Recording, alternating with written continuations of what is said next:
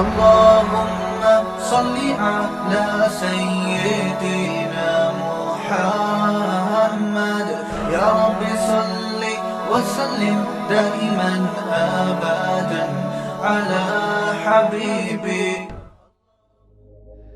اور آپ کو میں عرض کروں آپ سے کہ اللہ کی قسم مذہب میں اللہ نے اتنا سکون رکھا ہے. ہم تو کبھی آپس میں بیٹھ کے بات چیت کرتے ہیں, ہم کہتے ہیں یار ہم جیسے نالائقوں کو اللہ نے, اتنے نالائق لوگ ہیں ہم, پھر بھی ہمیں سکون کی زندگی دے دی. یہ تو صرف اسلام کی برکت ہے. اگر ہماری زندگی میں یہ جو ٹوٹا پھوٹا مصنوعی سا اسلام, ہم اس کو حقیقی اسلام بھی نہیں کہہ سکتے, ہم کتنے پانی میں تو ہمیں پتہ ہے, یہ نہ ہوتا ہم تو حیران ہوتے ہیں لوگوں کو دیکھ کے, یار یہ گھروں میں کیسے زندگی گزار رہے ہیں. تو ایک وحشیانہ زندگی ہے, درندگی والی زندگی ہے, ایک حیوانوں والی زندگی ہے. جب آخرت ہی نہیں ہے سامنے آپ کے, آپ کو مرنے کے بعد حیات کا یقین ہی نہیں ہے, جنت جہنم کا یقین نہیں ہے, اللہ سے ہونے کا غیر اللہ سے نہ ہونے کا یقین ہی نہیں ہے, تو آپ کی زندگی تو تباہ برباد ہو گئی. میں وہ تبلیغی جماعت والوں کی مثال لازمی دیتا ہوں. دیکھو اللہ سے ہونے کا یقین کی انہوں نے بڑی خاندانی مثال دی. پچھلے ہفتے ایک تبلیغی جماعت کے ایک سعودی عرب کے عالم آئے ہوئے تھے, مکہ کے عالم تھے. سعودی عرب میں تو تبلیغ پر پابندی لگی, لیکن سعودیہ میں مکہ مدینہ کے بہت سارے عرب وہیں کے پیدائشی وہ تبلیغ میں لگے ہوئے ہیں, اور کام کو انہوں نے الحمدللہ اٹھایا ہوا ہے. تو انہوں نے بڑی پیاری مثال دی. انہوں نے کہا دیکھو ہم تو مثال دیتے ہیں نا کہ آگ میں ابراہیم علیہ السلام کو ڈالا گیا مگر آگ نے نہیں جلایا, کیونکہ آگ جلانے میں کس کی محتاج ہے؟ اللہ کے حکم کی. اللہ چاہے گا تو جلے گا, نہیں تو کوئی بھی نہیں جلے گا. انہوں نے ایک اور پیاری مثال دی. انہوں نے کہا دیکھو موسیٰ علیہ السلام دوسرے کنٹری میں, آپ کسی کنٹری میں اجنبی ہو, روزگار نہیں ہے آپ کے پاس, اور آپ کہیں رشتہ لینے کے لیے پہنچ جاتے ہو, کوئی دے گا آپ کو؟ نیشنلٹی بھی نہیں ہے اس کنٹری کی. پھر آپ موسٹ وانٹیڈ بھی ہو, آپ بتاؤ بھائی, یعنی لڑکا آیا آپ سے پوچھنے کے لیے آپ کی بیٹی سے رشتے کا پیغام لے کر, آپ نے کہا کرتے کیا ہو؟ اس نے کہا فی الحال تو کچھ بھی نہیں کرتا, جاب تلاش کر رہا ہوں میں. آپ دو گے ایسے آدمی کو اپنی بیٹی؟ بولو نا. اچھا یہ بتاؤ یہاں کیسے آنا ہوا ہے بھائی؟ جیسے کے پی کے میں کوئی چلا گیا, کے پی کے والا, یا کراچی میں کوئی آیا کے پی کے سے, آپ پوچھ رہے ہو بھائی کراچی میں کیسے آنا ہوا؟ کہہ رہے وہ کے پی کے میں بندہ مار دیا تھا میں نے, غلطی سے مارا ہے, تو میں یہاں فرار ہو کر آیا ہوں. اب آپ دو گے؟ اب آپ دو گے؟ اس پہ مجھے ایک چٹکلا یاد آ رہا ہے لیکن وہ ادھر ادھر بیان چلا جائے گا. اب تو آپ بالکل بھی نہیں دو گے نا. اب بھائی تم پہ تو ویسے ہی کیس بنا ہوا ہے یار, میں اپنی بیٹی تمہارے حوالے کیسے کر دوں؟ نہ اس کنٹری کے ہو, چلو کراچی اور کے پی کے تو ایک ہی ملک ہے نا, دوسرے ملک سے آئے ہو تو اور عجیب ہو جائے گا. تو ایسے موقع پہ میرے بھائی شادی کے علاوہ دنیا کا ہر کام ہو سکتا ہے آپ کا. آپ جاب شاید کہیں مزدوری پہ آپ کو مل جائے, کچھ بھی ہو سکتا ہے, لیکن اس کنڈیشن میں گراؤنڈ ریئلٹی یہ کہتی ہے کہ آپ کی شادی نہیں ہو سکتی. لیکن موسیٰ علیہ السلام کی ٹھک سے شادی ہوئی ہے, ٹھیک ہے نا. تو انہوں نے بڑی پیاری مثال دی کہ یہ اس کی کتنی بڑی دلیل ہے کہ ہوتا کس سے ہے؟ اللہ سے ہوتا ہے. تو مایوس ہونا ہی نہیں ہے. جس آدمی کے پاس مذہب نہیں ہے وہ جب دیکھتا ہے اسباب کامیابی کے نہیں ہیں تو مایوس ہونا شروع, کہتا اب تو مر گیا, اب تو اور جو اللہ پر ایمان رکھتے ہیں, توکل ہے بھائی, اللہ کامیاب کرنے میں اسباب کا محتاج نہیں ہے. قرآن میں بار بار ایک مضمون بہت زیادہ بیان ہوا ہے, وہ یہ کہ لِكَيْ لَا تَأْسَوْا عَلَىٰ مَا فَاتَكُمْ وَلَا تَفْرَحُوا بِمَا آتَاكُمْ. کتنی بیلنس والی زندگی انسان کی گزرتی ہے. اللہ فرماتے ہیں کہ سب کچھ اللہ کے ہاتھ میں ہے.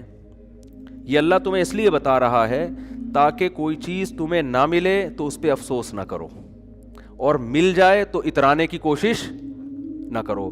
ہو کیا رہا ہے دنیا میں؟ دنیا میں دو ہی قسم کے لوگ آپ کو زیادہ تر ملیں گے. کچھ ایسے ہوں گے جو تکبر سے اکڑے ہوئے ہوں گے نا, یہ میری گاڑی ہے, یہ میرا پرسنالٹی ہے, یہ میرا صحت ہے, اور یہ میرا بزنس ہے, یہ میرا بنگلہ ہے. جو کامیاب سمجھے جاتے ہیں دنیا میں, وہ ہر وقت کس میں لگے رہیں گے؟ شو بازی میں. وہ پیسہ بھی ہے ان کے پاس, عزت بھی ہے, شہرت بھی ہے, اور ڈینگے مارتے رہیں گے سارا دن بیٹھ کے. دوسرے وہ لوگ ہیں جو ہر وقت ناشکری کی باتیں, پیسے ہی نہیں ہے. ٹھیک ہے, وہ واقعہ تھا نا ہمارے حضرت نے کسی مولوی صاحب سے پوچھا کہ اتنا عرصہ ہو گیا شادی کیوں نہیں کی, کہہ رہے پیسے ہی نہیں ہے. حضرت ان کی نقل اتار کے بتائیے, ایسے غمزدہ ہو کے انہوں نے کہا نا پیسے ہی نہیں ہے. تو وہ ہر بات پہ کیا کہے گا؟ پیسے ہی نہیں ہے, مہنگائی بڑھ رہی ہے, کیا کریں یار. تو وہ روتا. دو ہی طرح کے لوگ ملیں گے. اعتدال والے آپ کو مارکیٹ میں کم ملیں گے, یا تو خوشی میں اترا رہا ہوگا, دوسروں کو نیچا سمجھ رہا ہوگا, یا غم میں ڈپریشن میں جا رہا ہوگا. تو قرآن کیا کہتا ہے کہ سب کچھ کس کے ہاتھ میں ہے؟ اللہ کے ہاتھ. اور اللہ یہ تمہیں اس لیے بتا رہا ہے تاکہ جب خوشی ملے تو اتراؤ نہیں. اللہ 2 منٹ لگائے گا چھیننے میں اگر اللہ چاہے گا.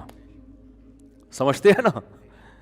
تو زیادہ چوڑے ہو کے روڈ پہ گھومنے کی ضرورت نہیں ہے. یہ میری گاڑی, یہ میرا بنگلہ, اور یہ میرا بزنس, اور 4 شادیاں. ایک مثال دے رہا ہوں, اب یہ بھی تھوڑا سا کلچر آنے لگا ہے معاشرے میں. اور جناب یہ میرا بزنس دیکھو, یہ میری بلڈنگ ہے, اور یہ وغیرہ جو لوگ کر رہے ہوتے ہیں. میری صحت دیکھو, ڈولے دکھا رہے ہوتے ہیں نا ایسے کر کر کے. ایسا نہ ہو کسی باڈی بلڈر کوئی ڈولے دکھا رہا ہو اس کو میرا بیان سنا دیں, وہ ویسے بھی دکھا رہا ہوگا کہ مقابلے بھی ہوتے ہیں ان کے. میں شو مارنے کے لیے, دوسرے کو نیچا دکھانے کے لیے جو ڈولے دکھا رہا ہوں نا, وہ غلط ہے. سمجھ رہے ہیں کہ نہیں سمجھ رہے؟ تو اللہ نے بتایا کہ یہ تمام طاقتیں کس کے ہاتھ میں ہیں؟ اللہ کے ہاتھ میں. کیا مطلب؟ جتنی پاور ہے نا اس وقت, جتنے وسائل ہیں, اللہ چاہے گا 2 منٹ میں چھین لے گا. تو جس آدمی کے دماغ میں یہ استحضار ہو کہ میں اسباب سے متاثر نہیں ہوں گا, اللہ مسبب الاسباب ہے, وہ جب چاہتا ہے انسان سے ساری نعمتیں چھین لیتا ہے. فرعون سے کیسے چھینی؟ فرعون کا تصور تھا کہ میں اسی دریا میں غرق ہو جاؤں گا. ابھی کوئی تھا اس کے دل میں تصور؟ اور ہم نے اپنی زندگی میں دیکھے ہیں, لوگ بڑے مالدار لوگ ہوتے ہیں, ایسا دیوالیہ ہوتا ہے کہ دیکھو جیسے اللہ متقی کو ایسی جگہ سے رزق دیتا ہے نا جہاں سے اس کا گمان بھی نہیں ہوتا, تو اللہ بعض دفعہ ایسی جگہ سے رزق چھینتا بھی ہے کہ جہاں سے آپ کا گمان بھی نہیں ہوتا, وہاں سے رزق چھین جاتا ہے.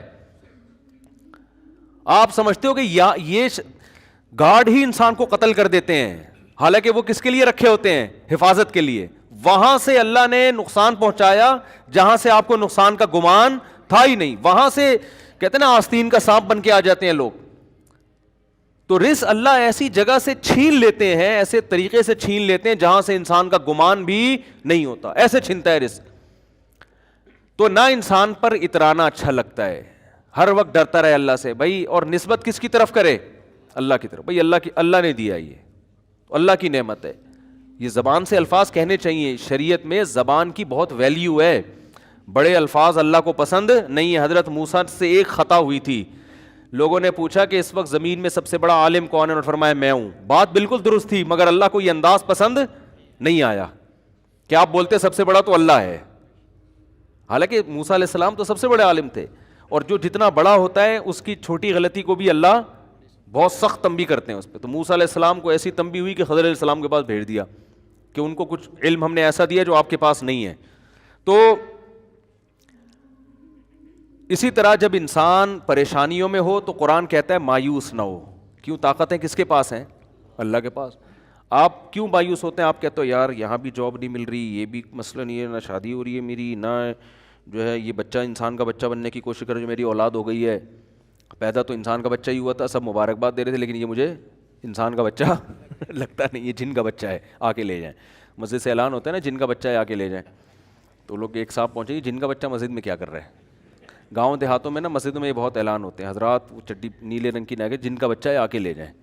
تو قرآن کیا کہتا ہے؟ وَلَا تَأْسَوْا عَلَىٰ مَا فَاتَكُمْ, جو چیز نہیں ملی ہے اس پہ افسوس مت کرو. بہت سی چیزیں زندگی میں نہیں ملتی تو افسوس نہ کرو. بھائی اللہ اس کو آلٹرنیٹ بھی دے سکتا ہے, نہیں بھی دیا تو اللہ نے چھینی ہے نا, تو کوئی اس میں حکمت ہوگی. اور حدیث میں جو آتا ہے نا, اللہ کہتے ہیں کہ میں اپنے بندے کے ساتھ وہ معاملہ کرتا ہوں جو بندہ جیسا میرے ساتھ گمان رکھتا ہے. تو اس کا یہی مطلب ہے. لوگ کیا سمجھتے ہیں کہ یار ہم تو اللہ سے بہت گمان رکھتے ہیں کہ اتنی دولت اللہ ہم کو دے گا, لیکن اللہ تو دے ہی نہیں رہا. ہم تو 6 سال سے اللہ سے امیدیں لگا کے رکھے ہوئے پیسہ ملے گا ہمیں. تو حدیث میں تو آتا ہے جیسا گمان رکھو گے ویسا ہوگا. پیسے تو پان گٹکے کے نہیں نکلتے یار, ہم تو گمان رکھ کے تھک گئے. ہر حدیث کا ایک خاص مفہوم ہوتا ہے. مطلب حدیث کا یہ ہے کہ آپ کے ساتھ اگر ایسا لگ رہا ہے کہ غلط ہو رہا ہے, آپ کاموں میں ناکام ہو رہے ہیں, آپ اللہ سے اچھی امید رکھو کہ انشاءاللہ اسی میں خیر ہوگی, تو واقعی اس میں پھر خیر ہوگی. جیسے یوسف علیہ السلام کتنے غموں میں تھے نا, لیکن اللہ سے امیدیں لگا کے بیٹھے ہوئے تھے اس میں میری خیر ہے. یعقوب علیہ السلام کے دونوں بیٹے بھی چھڑ گئے, لیکن کہہ رہے ہیں اعلم من اللہ ما لا تعلمون, میں اللہ کے بارے میں وہ کچھ جانتا ہوں جو تم نہیں جانتے, اس میں میری خیر ہوگی. ہوئی خیر کی نہیں ہوئی؟ لیکن اگر آپ الٹا سوچنا شروع کر دو گے, نبی صلی اللہ علیہ وسلم ایک صحابی کے پاس گئے, بوڑھے تھے, بخار میں تھے, تو آپ نے فرمایا لا باس طہور انشاء اللہ. یہ بخار حدیث میں آتا ہے جب بخار کی گرمی یہ جہنم کی آگ کو ٹھنڈا کرتی ہے. یہ جہنم کی آگ کو, یعنی حدیث میں کا مفہوم ہے کہ جو آخرت میں اللہ نے عذاب دینا ہے نا آگ کا, دنیا میں بخار کی شکل میں دے دیتا ہے اللہ اہل ایمان کو بعض دفعہ. تو کتنی بڑی نعمت ہے بخار کا ہونا, گناہ دھلتے ہیں. تو وہ انہوں نے کہا کہ نہیں, یہ میرے گناہ معاف کرنے کے لیے نہیں, یہ ایک بوڑھے پہ مسلط ہو کے اس کو ستانے کے لیے آیا ہوا ہے. تو آپ نے فرمایا اب ایسا ہی ہوگا, اب یہ بخار گناہوں کی معافی کا ذریعہ نہیں بنے گا. تو یہ مطلب ہے کہ جیسا اللہ کے بارے میں آپ گمان رکھیں گے اللہ کا معاملہ آپ کے ساتھ ویسے ہی. اس لیے غموں میں میرے بھائی زبان سے ناشکری کے الفاظ نہ نکالو. دیکھو غم میں ہائے ہوئے کرنا جائز ہے, یہ انسان کی نیچر ہے, رونا بھی جائز ہے. غم میں مسکرانا بڑا مشکل کام ہوتا ہے, یہ نیچر کے خلاف ہے. ایک دفعہ کیا ہوا, ایک صاحب کے ایک خاتون تھی, ان کے شوہر شہید ہو گئے کہیں ٹارگٹ کلنگ میں یا کسی بھی حادثے میں, ابھی مجھے پورا واقعہ یاد نہیں ہے, یا کوئی آرمی میں تھے بارڈر پہ شہید ہو گئے, واللہ عالم بہت پرانا واقعہ ہے. مجھے واقعے کی روح یاد رہ جاتی ہے نا, پورا وہ ایک ایک چیز تفصیل سے یاد نہیں ہوتی. اب کیا ہے کہ ان کے گھر میں جب خبر لے کر آئے ہیں کہ تمہارے شوہر شہید ہو گئے, تو خبر لانے والا اتنا بیوقوف آدمی, اس نے کہا آپ کے لیے خوشخبری ہے کہ آپ شہید کی بیوہ بن گئی ہیں. اب اس بیچاری کو مجبور کیا مٹھائی کھاؤ اور مٹھائی کھلاؤ, محلے میں مٹھائیاں بٹوائی جا رہی ہیں. لوگ بھی کہہ رہے ہیں یار ماشاءاللہ دیکھو کیسا حوصلہ ان لوگوں کا کہ شہید پہ خوشی منا رہے ہیں. بھائی ٹھیک ہے, اللہ نے بہت بڑا مقام دے دیا, لیکن چاہے شوہر جنت میں ہی گیا ہو, عورت سے شوہر جدا تو ہو گیا نا. اب وہ بیچاری جو اس کے ریلیٹیو ہے نا, انہوں نے مجھے بتایا کہ وہ رو بھی رہی ہے اور اس کو کہہ رہے ہیں رونا نہیں ہے, رونا نہیں ہے, گناہ ملے گا, گناہ ملے گا. تو یہ کیا ہے, یہ بالکل شریعت کے خلاف تعلیمات ہیں. بھائی اس کو رونے تو بیچاری کو غم تو ہوا ہے نا, مٹھائی وٹھائی نہیں بنتی ایسے موقع پہ. شہادت بہت بڑا رتبہ ہے, شہید کے لیے ہے نا, وہ مٹھائی کھلائے, ٹھیک ہے نا. تو اس کو تو کھلا نہیں سکتے, قبر میں جا کے لڈو کھلائیں اس کو, اس کے لیے تو ہے. پیچھے رہ جانے والوں کے لیے تو غم ہے نا کہ آپ کا محبوب آپ سے بچھڑ گیا, بھلے جنت میں ہی گیا ہو, آپ سے تو بچھڑ گیا نا. ارے آپ کا جگری دوست امریکہ جا رہا ہو, خوش ہو, آپ پھر بھی رخصت کرتے ہوئے روتے ہو اس کو کہ بیٹا امریکہ جا رہا ہے. مایوں کی تمنا تھی میرا بچہ امریکہ میں جائے, کماؤ پوت بنے, پیسے کما کے بھیجے, لیکن جس دن جا رہا ہوتا ہے اس دن ماں خوش ہو رہی ہوتی ہے, رو رہی ہوتی ہے کہ بھائی مجھ سے تو بہرحال جدا ہو رہا ہے نا. باپ بھی پریشان ہوتا ہے, ماں بھی پریشان ہوتی ہے. تو یہ ایک بیٹیاں جب گھر سے رخصت ہوتی ہیں, اور آسان مثال, ماؤں نے خود شادی کرائی ہوتی ہے, ماؤں نے خود رشتہ طے کیا ہوتا ہے, وظیفے پڑے ہوتے ہیں, لیکن جس دن بچی رخصت ہوتی ہے ماں رو رہی ہوتی ہے, ہنس رہی ہوتی ہے. بولو نا. اب کوئی اس پہ اعتراض کرے, لو اتنی مشکل سے رشتہ ملا, یہ تو رو رہی ہیں, واپس کرو اس رشتے کو بھائی, لے کر آ بھائی, چل بھائی دفعہ یہاں سے. کیا خیال ہے؟ 50-50 یاد آتا ہے ایسے موقع پہ نا. کیمرہ لگا ہوا تھا, روتے ہوئے رخصت کیا نا ماں نے بیٹی کو, ڈرامے بھی ہوتے ہیں نا. تو وہ کیمرہ مین نے بتایا کہ کیمرہ آن کرنا بھول گیا تھا. اس نے کہا کمبخت اتنی مشکل سے کیونکہ یادگار ہوتی ہے نا, ساری زندگی دیکھنا ہے. اگر وہ نہیں روئے گی تو جب شادی کی ویڈیو بعد میں جا کے دیکھیں گے بولیں گے یار کیسی ماں روئی نہیں رہی, بچی رخصت ہو رہی ہے گھر سے. تو وہ کیمرہ لگایا ہوا تھا 50-50 میں, روتے ہوئے رخصت کیا جا رہا ہے. تو جیسے ہی وہ اس نے بتایا وہ سوری آنٹی میں کیمرہ آن کرنا بھول گیا تھا. اس نے کمبخت اتنی مصیبت سے روئی تھی, دوبارہ پورا عمل ریورس ہوا ہے نا, واپس دلہن کو واپس لے کر آؤ, کیمرہ تسلی ہوگی آن ہے, اب رو رو کے رخصت.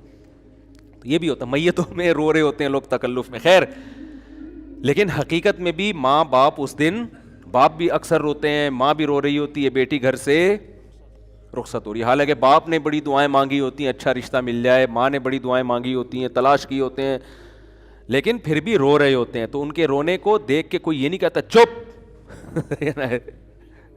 تو یہ اچھا یاد رکھو, ایسے موقع پہ بارات کا کھانا ماں کے ذمے باپ کے ذمے ڈالنا یہ بھی نیچر کے خلاف ہے. خوب سمجھ لو, نہیں یہی بات سمجھ میں. یہ جو لڑکی والے کھانا کھلاتے ہیں نا, یہ بھی اللاجیکل ہے. وہ قومیں جن پر انگریز نے حکومت نہیں کی ہے, یا ہندوؤں کے ساتھ وہ قومیں نہیں رہی ہیں, ان میں آپ کو بارات کے کھانے کا تصور نہیں ملے گا. یہ بھی illogical ہے. وجہ اس کی ہے, میں تو ان چیزوں پہ شروع سے غور کرتا ہوں کہ مجھے شروع سے سمجھ میں ہی نہیں آ جائے بارات کا کھانا نا, کہ یار باپ کے گھر سے بیٹی رخصت ہو رہی, وہ کیوں کھلائے بھائی؟ آپ کہہ سکتے ہو خوشی ہو رہی ہے, ٹھیک ہے, خوشی انتہا کے اعتبار سے اس کا فیوچر بن رہا ہے, لیکن وہ دن ماں باپ کے لیے خوشی کا دن نہیں ہوتا, وہ دن ماں باپ کے لیے غم کا دن ہوتا ہے. این اس دن پہ کھانا کھلانا اور کھانا کھلانے کو یعنی ان کو مکلف بنانا کہ اس دن کو سیلیبریٹ کریں, یہ نیچر کے خلاف ہے. میں نے تو یہ بات شروع سے کر رہا تھا. پھر یہ جو ہمارے وزیرستان کے پٹھان لوگ ہیں, مسعودی قوم اور دوسری قومیں, مسعود قوم ہے نا اور دوسری قومیں, میں نے ان میں جا کے ریسرچ کی. میرے شاگرد بھی ہیں بہت سے وزیرستان کے. میں نے کہا یار تمہارے یہاں بارات کا کھانا, میں نے ان کو اپنا فلسفہ نہیں بتایا کہ میری رائے یہ کہ یار یہ نیچر کے خلاف لگتا ہے مجھے یہ کام, میں نے اپنا نہیں بتایا تاکہ ایسا نہ ہو کہ وہ جو آگے بیان دیں اس میں مجھے خوش کرنے کے لیے کوئی غلط بیانی سے کام لیں. تو میرے شاگرد ہیں وزیرستان کے, انہوں نے بتایا کہ مجھے کہا کہ ہمارے ہاں جب بہن بیٹی رخصت ہوتی ہے تو وہ غم کا دن ہوتا ہے, وہ خوشی کا دن. لڑکا تو کھلاتا ہے کٹے ذبح کر کے, ٹھیک ہے نا, بے شک وہ شادی والے دن ہی کھلائے, تو یہ لڑکا دعوتیں کر رہا ہوتا ہے, لڑکی کا باپ دعوت نہیں کرتا. میں نے کہا دیکھو, کیونکہ انگریزوں نے حکومت نہیں کی نا وزیرستان میں, انگریز آیا تھا طبیعت سے پٹ کے گیا تھا. پتہ ہے آپ کو یہ بات؟ آپ کو پتہ ہی کچھ نہیں یار, دنیا میں ہو کیا رہا ہے. گورے نے جب 100 سال ہندوستان پہ حکومت کی ہے تو یہ وزیرستان کے علاقوں میں وہ حکومت نہیں میں نے ایک کتاب پڑھی ایک, اس زمانے میں گورے کی آرمی میں ایک لیفٹیننٹ تھا, اس نے اپنی کارگزاری بیان کی ہے کہ بہت پرانی, وہ تو بیچارہ دنیا سے چلا گیا ہوگا, تو اس نے کارگزاری بیان کی کہ ہندوستان سے جب ہم آتے تھے نا ادھر کے پی کے سے ہوتے ہوئے ادھر وزیرستان کی طرف آتے تھے تو کتنے پاپڑ یعنی ہمیں بیلنے پڑتے تھے. اس نے بتایا کہ ایسی قوم تھی کہ انگریز جہازوں کی بمباری کر کے ان کے گھر گرا رہے ہوتے تھے, پھر بھی تسلیم نہیں ہوتی تھی. یہ پہاڑوں پہ عورتیں بچے اپنے گھروں کو تباہ ہوتے ہوئے دیکھتے تھے مگر ہتھیار نہیں ڈالتے تھے. یہ اس کے الفاظ ہیں لیفٹیننٹ کے, جو میں نے خود پڑھے ہیں, کہ اتنے بہادر لوگ تھے کہ جہازوں کی بمباری ہو رہی ہے, برٹش طیارے آ رہے ہیں, گھروں کو تباہ کر رہے ہیں, کہہ رہے ہیں اپنے گھر کے تباہ ہونے کا تماشا دیکھتے تھے, پہاڑوں پہ عورتیں اور بچوں کو لے جاتے تھے بمباری سے بچنے کے لیے, لیکن یہ ہتھیار ڈال کے تسلیم نہیں ہوتے تھے. تو کیا مسئلہ ہے کہ یہ قوم برٹش کے اور انگریزوں کے ماتحت نہیں رہی, لہذا ان میں ابھی بھی جو کلچر ہے نا وہ اسلام کے زیادہ قریب ہے. آپ کو یہ جہیز کی لعنتیں, بارات وارات کے کھانے, یہ آپ کو ان لوگوں میں ملیں گے جو ہندوؤں کے ساتھ رہیں یا گوروں نے حکومت کر کے کلچر ہی کی ایسی کی تیسی کر دی, ان کی نا کلچر کی واٹ لگا دی, تو آپ کو ان علاقوں میں ابھی بھی نہیں ملے گا. تو وہاں وہ نہیں, نہ جہیز ہے وہاں پہ اور نہ وہاں آپ کو یہ ملے گا کہ بارات کے کھانے ملیں گے. اگر شادی کے موقع پہ کھانا ہو بھی رہا ہوتا ہے تو وہ لڑکا کر رہا ہوتا ہے. ابھی بھی وہاں لڑکے کا خرچہ نکاح پہ زیادہ ہوتا ہے, لڑکی والوں کا نہیں ہوتا. اور ہمارے یہاں کیا ہوتا ہے, لڑکا صرف 25,000 ٹوٹل, بہت بڑا مہر آج کل جو مارکیٹ میں چل رہا ہے, وہ کیا چل رہا ہے 25,000 مہر. میں تو نکاح پڑھاتا رہتا ہوں نا صبح شام, 25,000 مہر اس کے ہوگا جس کی 25 لاکھ تنخواہ ہوگی. سکہ رائج الوقت بھی لکھا ہوا ہوتا ہے آگے سے, کہیں ایسا نہ ہو روپے سے کوئی اور ملک کی کرنسی مراد لے لیجیے. سکہ وہ والے 25,000 جو مارکیٹ میں چل رہے ہیں جس سے 6 درجن انڈے آ سکتے ہیں یا تھوڑا زیادہ کر لیں آپ. اور لڑکی والوں کا بیڑا غرق ہو رہا ہے کہ نہیں, وہ شادی دفتر کی فیس بھی ان کی الگ اور پھر جہیز بھی الگ, اور جو بھی اب تو لڑکیاں جاب کر کر کے بھی میاؤں کو کھلا رہی ہیں. تو خیر, تو یہ بھی جو بارات کا کھانا ہے نا, اس کو بھی حوصلہ شکنی کریں, اس کی کوئی تک نہیں بنتا. باپ اس دن غمزدہ ہوتا ہے, بیٹی گھر سے رخصت ہو کے جا رہی ہوتی ہے, ہاں باپ خوش ہو رہا ہے کہ چلو جان چھوٹ رہی ہے, وہ ایک الگ بات ہے, لیکن وہ بچی کے مستقبل کے لیے رخصت تو کر رہا ہوتا ہے, لیکن ان کے گھر سے ایک ان کے جگر کا ٹکڑا رخصت ہو رہا, وہ خوش نہیں ہوتے اس دن. تو اس لیے وہ ولیمہ میں اگلے دن جا کے کھائیں اسی کے گھر جا کے, یہاں کچھ نہیں کرو, یہاں بس نکاح ہوا اپنی امانت ہے بھائی, جیسے وہاں وزیرستان وغیرہ میں ایسا ہی ہوتا ہے, نکاح ہو گیا تمہاری امانت ہے بھائی, لاؤ ماں کو لے کر آؤ, بہن کو لے کر آؤ, رخصت کر کے گھر لے جاؤ. فائرنگ بھی تم ہی کرو گے, پٹاخے بھی تم ہی پھوڑو گے, ٹھیک ہے نا, فائرنگ بھی کرو, پٹاخے بھی پھوڑو, جو بھی کرنا ہے. اگلے دن ولیمات بھی تمہارے گھر ہوگا, آ رہے ہم لوگ بھی وہیں پہنچ جائیں گے, آپ کے مہمان ہیں, ہم آ جائیں گے کھانے کے لیے. تو یہ بالکل ہی الٹی کہانی چل رہی ہے, کچھ کھوپڑی میں آنے والی نہیں ہے. خیر,